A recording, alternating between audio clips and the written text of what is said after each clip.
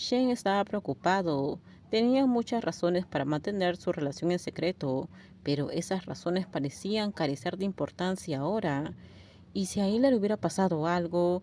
Si el avión hubiera estrellado, Shane también hubiera desaparecido, solo y en secreto, y para el resto de su vida. Apretó su teléfono y giró la cabeza para mirar hacia la ventana, para que sus compañeros no vieran cómo le temblaban los labios.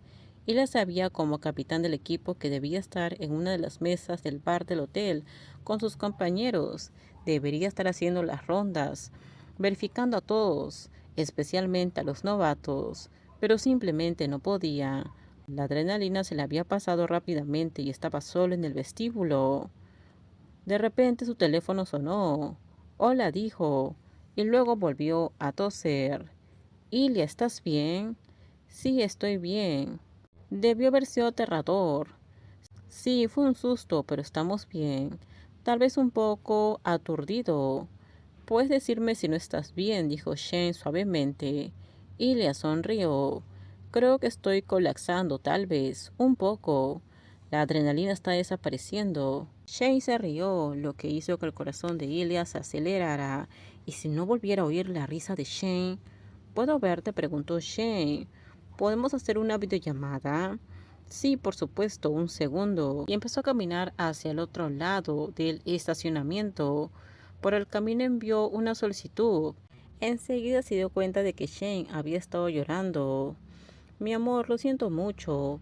No usaban nombres cariñosos muy a menudo, más allá de los sustantivos rusos sin sentido que a Ilya le gustaba lanzar a Shane. Pero Ilya dijo esto con todo su corazón. Shane esbozó una frágil sonrisa temblorosa. Debería sentirlo.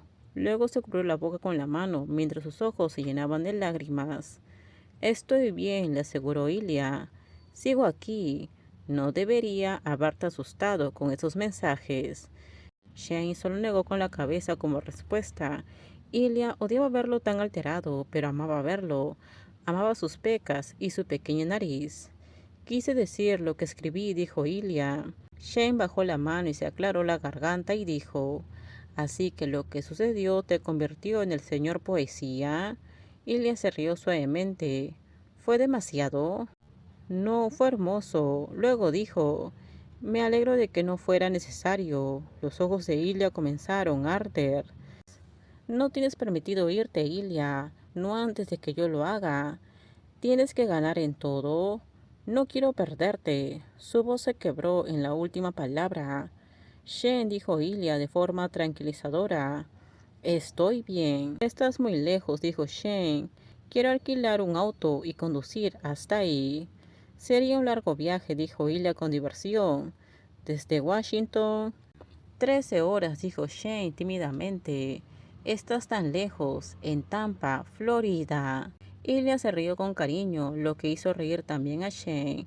Tal vez podrías jugar para nosotros contra Tampa, bromeó Ilya. Danos una oportunidad de ganar. Me gustaría que estuvieras aquí conmigo ahora mismo. Quiero abrazarte. Quiero sentir el latido de tu corazón. Ahora, ¿quién es el poeta? Cállate, dijo Shane. Ambos volvieron a reírse y luego se sonrieron durante unos instantes en silencio. Te ves demasiado bien, dijo Shane, para alguien que acababa de pasar por algo terrible. Él estaba demasiado cansado para traducir esas dos últimas palabras, así que respondió con un te amo en ruso. Shane lo repitió y luego dijo en inglés, deberías ir con tu equipo.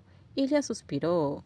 Probablemente sí. Llámame mañana o más tarde esta noche si quieres. Estaré, ya sabes, enloqueciendo en mi habitación de hotel. Más tarde puedes enviarme fotos si quieres. Mientras te reúnes con tus compañeros de equipo, no se los mostraré. Buenas noches, Ilya. Casi sufro un accidente. Realmente no estoy preparado para bromear con eso todavía. Lo siento, buenas noches, Shane. Te amo. Yo también te amo. Envía fotos. Terminaron la llamada y Elia volvió a entrar en el hotel.